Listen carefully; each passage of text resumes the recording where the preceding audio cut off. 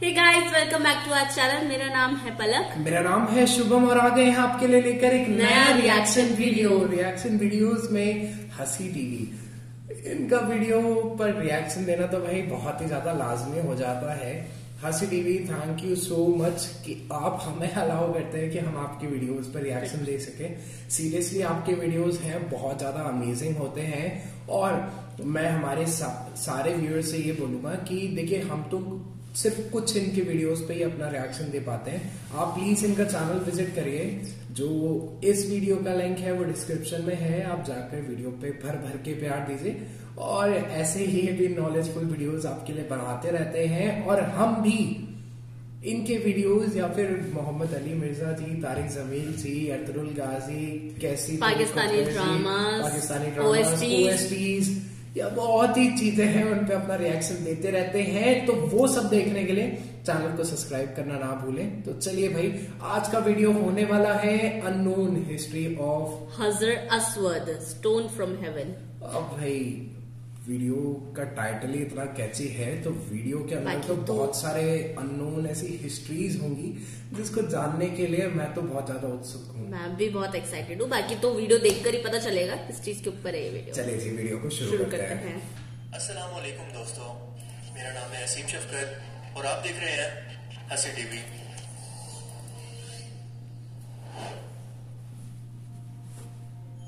हिजरे Aswad एक सफेद याकूत था जिसे जन्नत से उतारा गया, मगर इंसानों के गुनाहों की वजह से ये स्याह हो गया।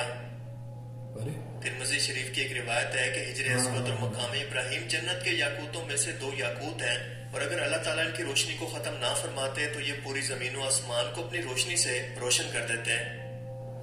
इस्लामी रिवायत के मुताबिक जब हजरत इब्राहिम अलैहिस्सलाम और इनके बेटे हजरत इस्माइल अलैहिस्सलाम खाना काबा की तामीर कर रहे थे तो जिब्राइल अलैहिस्सलाम ने यह पत्थर इन्हें जन्नत से ला कर दिया, जिसे इब्राहिम अलैहिस्सलाम ने अपने हाथों से काबा की दीवार के अंदर नस्ब किया।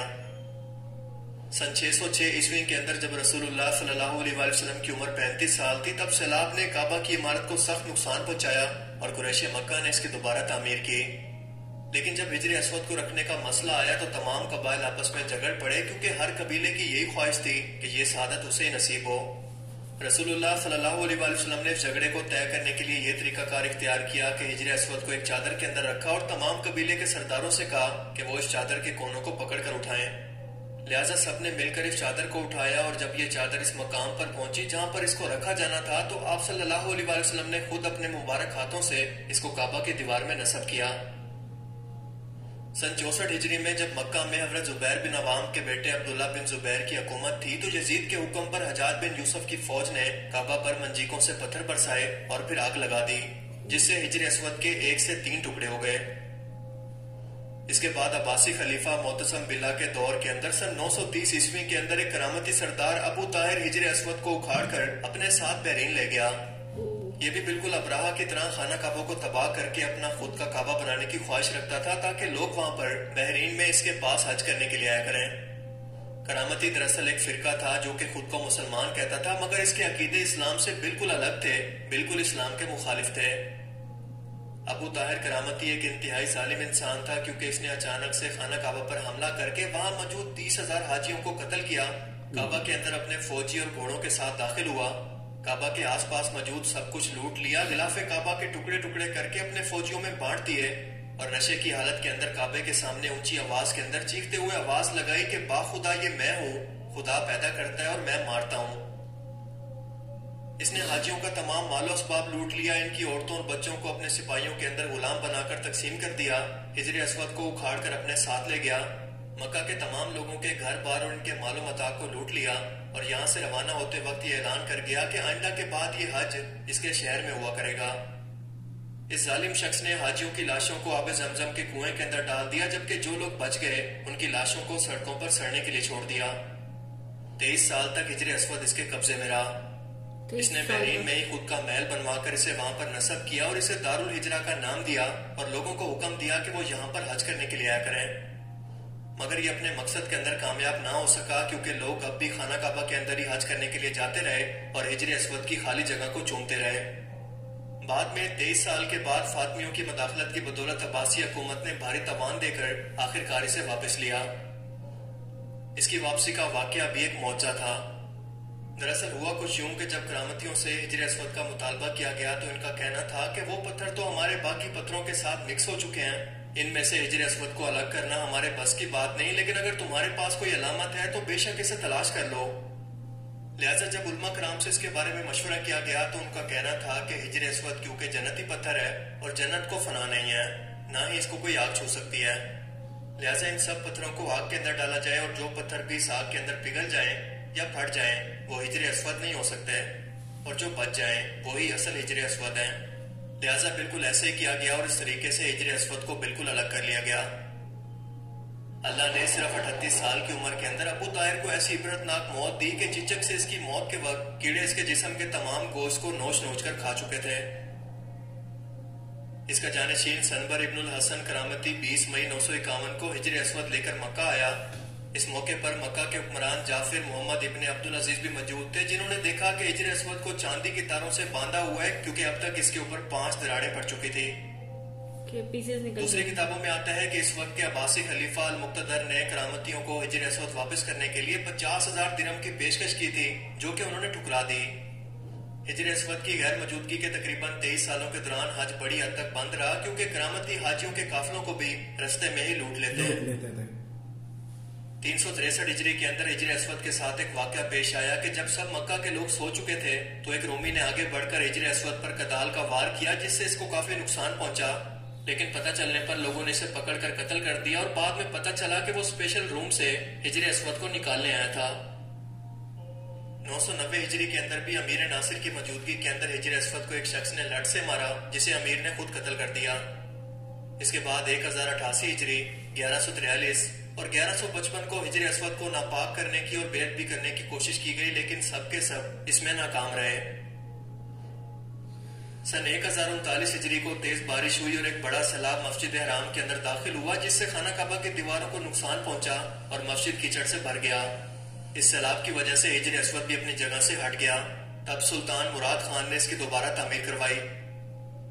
इस वक्त तक हिजर अस्वद के तकरीबन 13 टुकड़े हो चुके थे, जिनको मसाले लगाकर जोड़ा गया और वापस नस्ब कर दिया गया। मुहर्रम 1351 हिजरी के अंदर अब्दुल सत्तार नामी एक अफगानी ने हिजर अस्वद का एक टुकड़ा चुरा लिया और गिलाफे काबा और काबा की सीढ़ी से थोड़ी सी चांदी चुराई। इसने अपने जुर्म का इकरार किया और इसे मौत की सजा सुना दी गई। रबीउल सानी में वो टुकड़ा वापस जोड़ दिया गया और 1520 में सुल्तान सुलेमान ने तख्त संभाला, जो कि सल्तनत उस्मानिया के 10वें सुल्तान थे। उन्होंने अपने दौरे हुकूमत के अंदर खाना काबा की दोबारा तामीर और इसकी तोसी का इरादा किया और इस तामीर के दौरान हिजर अस्वद के 6 टुकड़े इन वर्कट से टूट गए। अब इन मुबारक टुकड़ों का क्या करना है ये जानने के लिए कोई टेलीफोन जैसी सहूलत तो मौजूद नहीं थी, लिहाजा इन टुकड़ों को इस्तांबुल के अंदर लाया गया कि सुल्तान से पूछा जाए कि इनका क्या करें। सुल्तान सुलेमान ने उलमा कराम के मशवरे के बाद ये हुक्म दिया कि अब अगर आप लोग इन टुकड़ों को लेकर इस्तांबुल लाए गए हैं तो इन्हें यहीं पर रखें, बेशक हम इनकी हिफाजत अच्छी तरह से कर सकते हैं। लिहाजा ये टुकड़े इनके महल के अंदर रखवा दिए गए और इनकी वफात के बाद इनकी वसीयत के मुताबिक एक टुकड़ा इनके मकबरे के दाखिली दरवाजे पर लगा दिया गया, जबकि 4 टुकड़े करीब मौजूद मस्जिद सकोलो महमद पाशा मस्जिद के अंदर लगा दिए गए, जो कि आज भी मौजूद है। तारीख में इस तरह के कई वाकयात की वजह से हिजर अस्वद इस वक्त 8 टुकड़ों के अंदर तकसीम होकर खाना काबा की मशरकी साइड के अंदर स्टील के एक फ्रेम के अंदर मौजूद है, जहां पर हुजाज कराम या उम्रा करने वाले लोग अपने तवाफ का आगाज भी करते हैं और इख्तिताम भी। इस मुकद्दस जन्नती पत्थर के काला होने के पीछे हिकमत यह थी कि अल्लाह ताला इंसानों को ये बताना चाहते थे कि जिस तरह से जन्नत से आए हुए पत्थर भी इंसानों के गुनाहों से दुनिया के अंदर काला हो सकता है, तो इंसान का दिल, उसका इंसान के खुद के गुनाहों से क्या हाल होता होगा।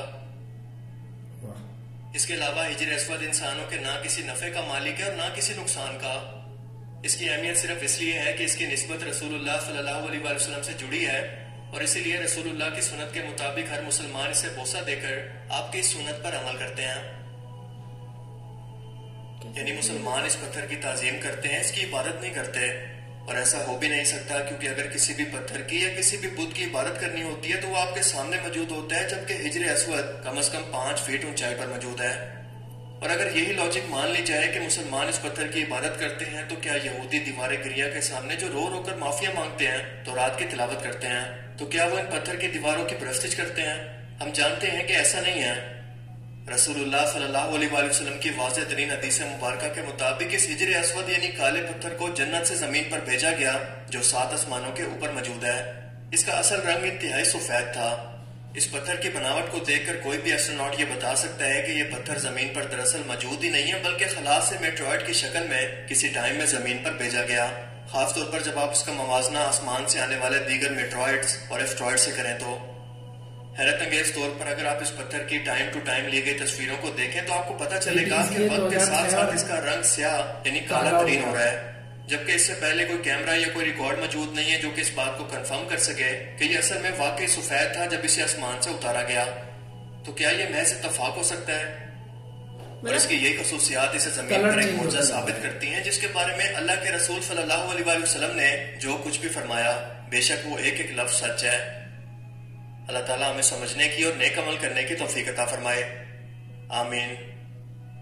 कुछ पार्ट्स अभी भी दिख गए। मुझे उम्मीद है कि आज की इस वीडियो से आपको बहुत कुछ नया एक्चुअली ये आया होगा तो बिल्कुल व्हाइट होगा ये। मतलब ये कह रहे हैं कि जो पुराने लोग हैं वो ये बोलते हैं कि ये जब आया था तो जब ये धरती पे उतरे पत्थर, तो जब ये इनका जो कलर था वो सफेद था, समय के साथ में यहाँ तो, पर जो कलर है वो काला होता चला गया, जो कि हम लास्ट में समझ सकते हैं। हाँ वही, क्योंकि उसमें लिखा है 18th सेंचुरी में वो येलो था। और सोच इनके टुकड़े हुए, टुकड़ों को जुड़वाया, मतलब कितना सिर्फ पता है हर चीज के पीछे एक इतिहास होता है, वो हमें जब उनके बारे में हम लोग जानते समझते हैं, जब हमें पता लगता है। That's why I love history। मुझे हिस्ट्री इसलिए इतनी पसंद है और हिस्ट्री को देखना भी बहुत पसंद है। मतलब इमेजिन करते हैं यार कि काश हम भी उस सेंचुरी में होते तो हम भी वो सब चीजें देख पाते। सही बात है जी। तो चलिए बस आज के लिए इतना ही, मिलते हैं आपसे नए वीडियो के साथ में बहुत ही जल्द। तब तक के लिए अपना ध्यान रखिए, चैनल को सब्सक्राइब करें, वीडियो को लाइक करें और कमेंट्स करके हमें जरूर बताएं